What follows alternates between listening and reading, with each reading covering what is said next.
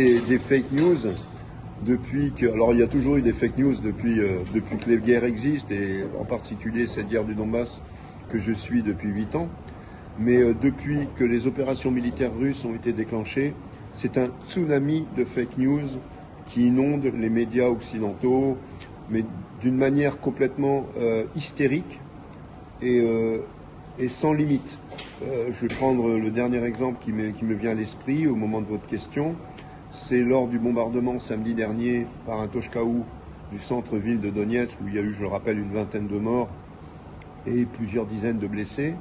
En fait, il y a eu des photos, des reportages de faits dans la rue immédiatement après l'explosion du Toshkaou. Eh bien, j'ai retrouvé ces photos prises à Donetsk dans un journal italien qui décrit les bombardements de Kiev, par exemple, par l'armée russe.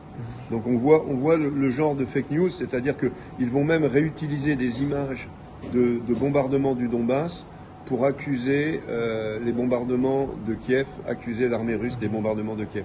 Donc on est dans un délire qui n'a plus aucune raison, aucune rationalité, et qui n'a même pas de professionnalisme. C'est-à-dire que ce sont des fake news qui sont même pas travaillées, qui sont même pas étudiées, qui sont même pas maquillées. C'est-à-dire vraiment c'est grossier, mais malheureusement la population occidentale aujourd'hui, elle avale tout.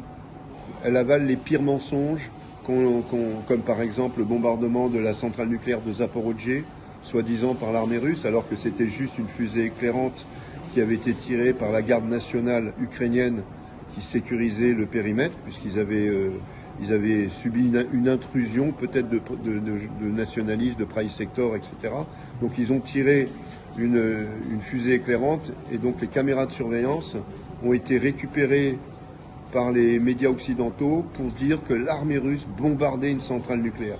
Donc voilà, on est dans l'absurdité totale, dans l'hystérie sans limite et dans le mensonge amateuriste. Mais vous savez, en Occident, les gens sont tellement soumis à la doxa des médias, sont tellement déculturés par le système scolaire qu'ils finissent par accepter et croire n'importe quoi.